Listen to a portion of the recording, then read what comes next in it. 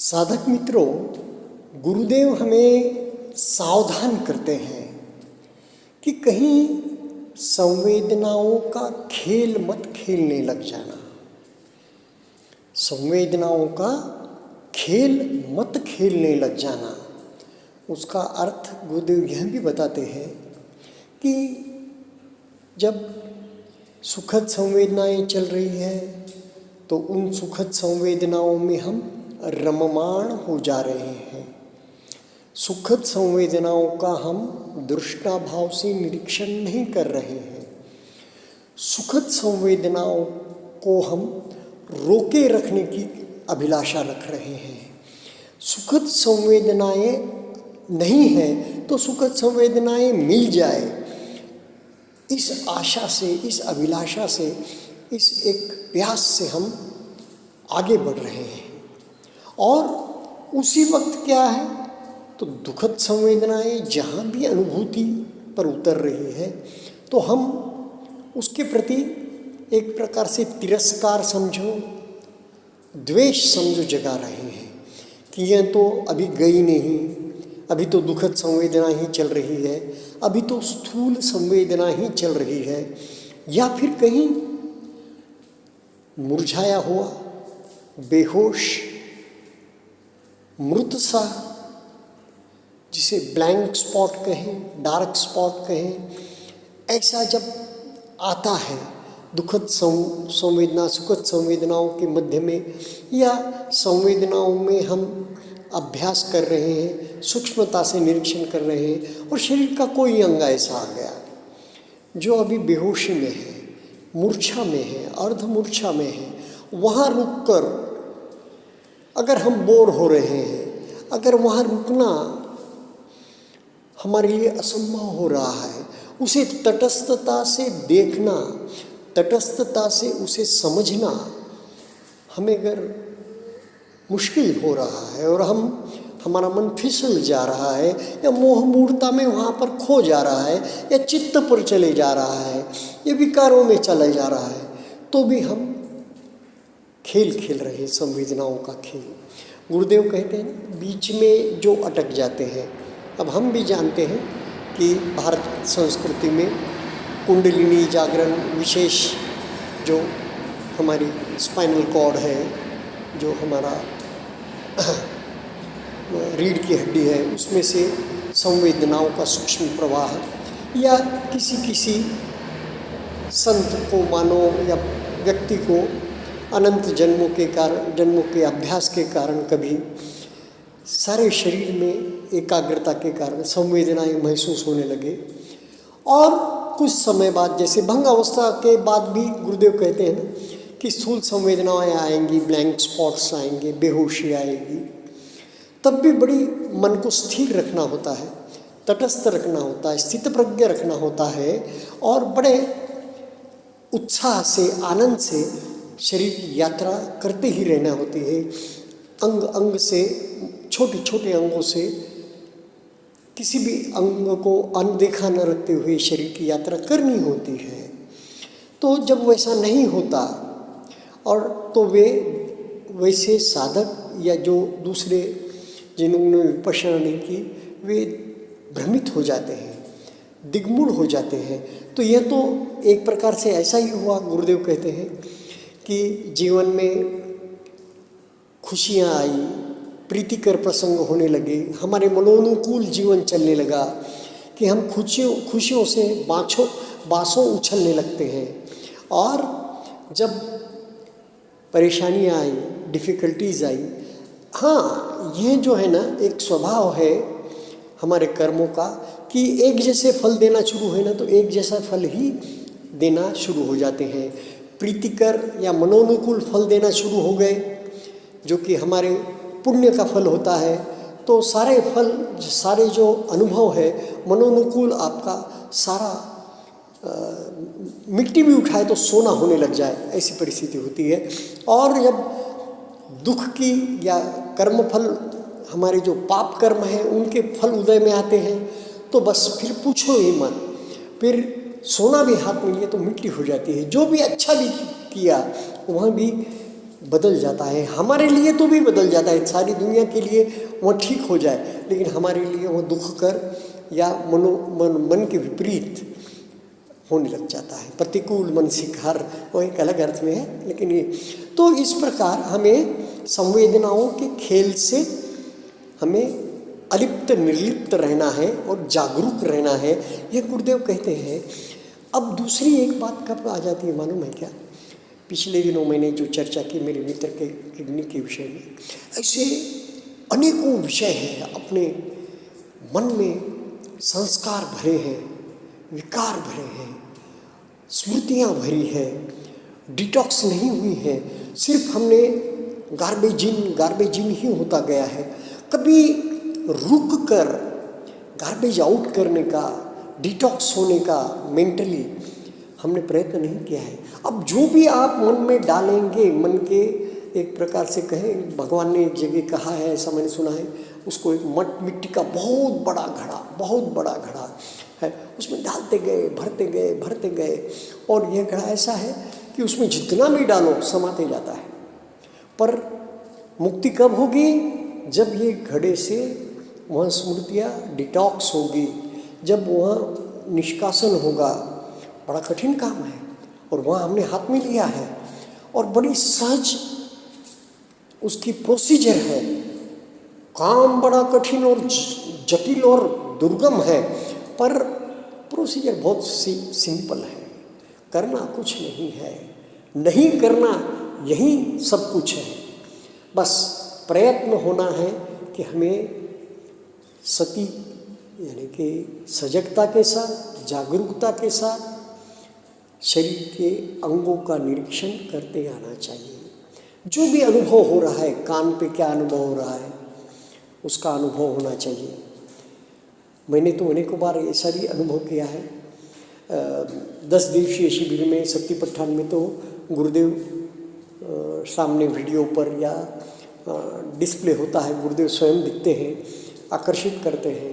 पर जब अब दीर्घ शिविरों के प्रवचन चलते हैं या अन्य शिविरों के प्रवचन चलते हैं जिसमें सामने टीवी नहीं है या गुरुदेव का सामने उनकी जो छवि है वो नहीं है, तो जब भी हम आंखें मूंद करके पहली सीट पर बैठे हैं और प्रवचन सुनने का प्रयास कर रहे हैं, तो कुछ देर तो कानों के प्रति सजग रहते हैं, प्रवचन के शब्द सुनते हैं, फिर वहाँ छूट जाता है, एक आधा शब्द पकड़ में आता है और उसमें ही विचरण करने लग जाते हैं, उसमें ही विचार करने लग जाते हैं, उसको ही तोलने लग जाते हैं अनेक शब्दों के साथ, उसको ही पूर्व और पश्चात स्मृतियों के साथ जोड़ने लग जाते हैं और पूरा प्रवचन लगभग हाथ से निकल जाता है।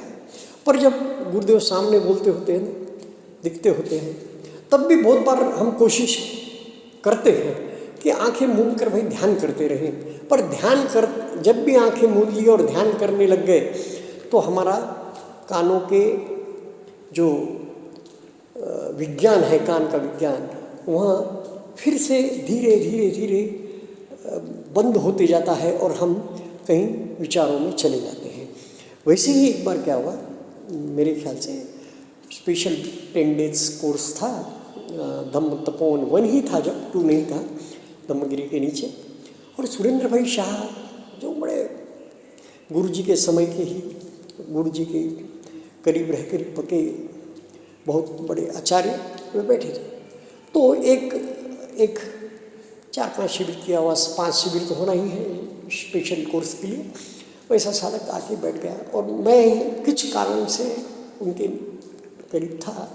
तो वो पूछने लगा कि चित्तानुपश्यना क्यों नहीं करनी चाहिए, जब भगवान ने कह दिया सत्तीपट्ठान में कि सारे ये जो चाहे धम्मानुपश्यना करो, चाहे चित्तानुपश्यना करो, चाहे वेदनानुपश्यना करो, चाहे कायानुपश्यना करो, एक प्लेटफॉर्म पर जाकर चारों साधनाएं, चारों जो पद्धतियां हैं उसका मिलाप होकर वहाँ से आप मुक्ति की ओर, निर्वाण की ओर अग्रसर होते हैं।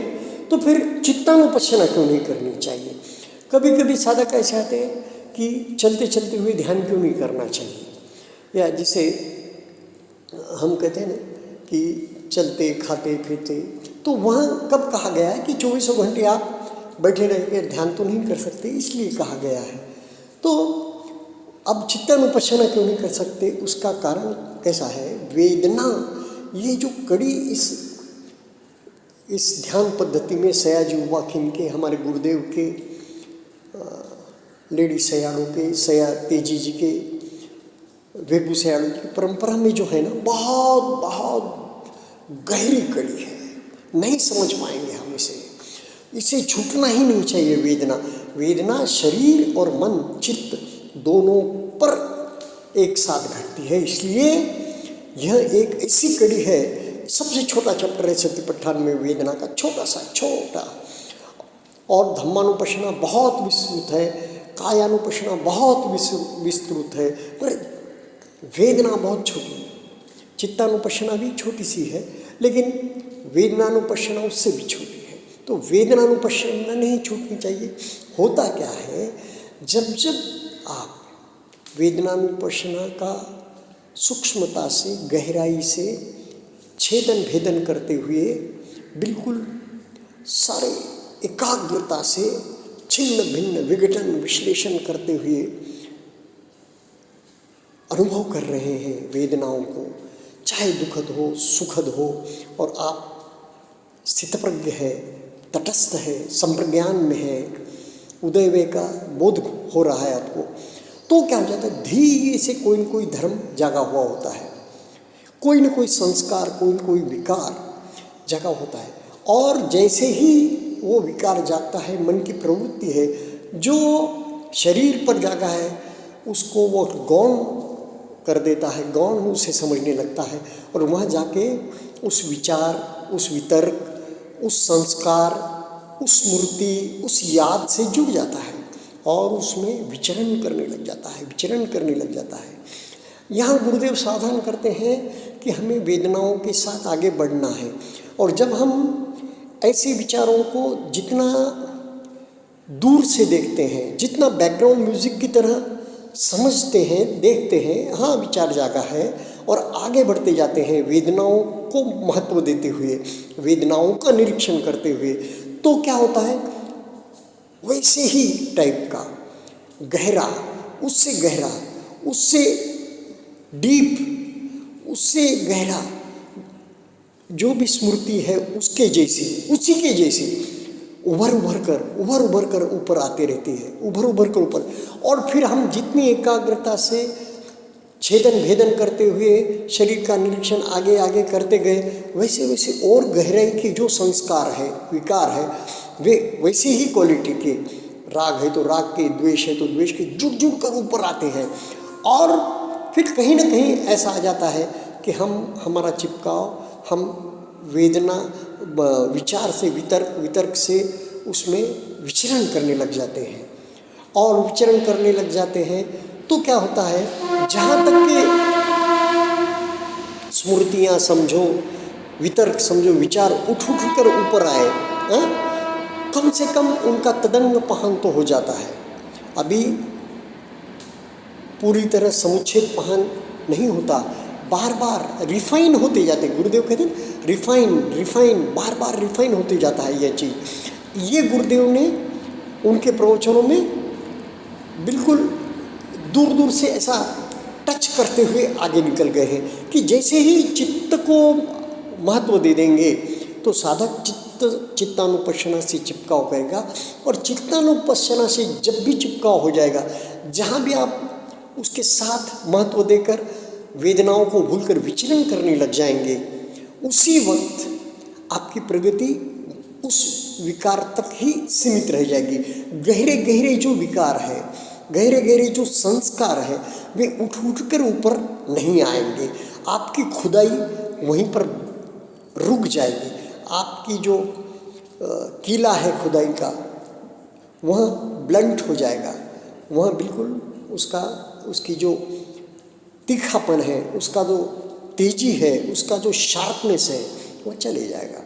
तो इसलिए गुरुदेव बार वेदनाओं को महत्व देते हैं। जहाँ तक वेदनाओं के साथ हम चलेंगे, वहाँ तक के विकारों को हम सतह पर ला सकेंगे।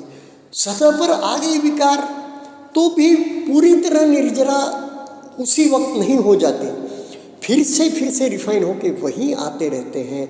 और जब तक पूरी तरह उनका समुच्छेद महान नहीं होता तब तक वे फिर से आते रहते हैं, लेकिन क्षीणता से आएंगे, गहराई से नहीं आएंगे, उतनी स्थूलता से नहीं आएंगे।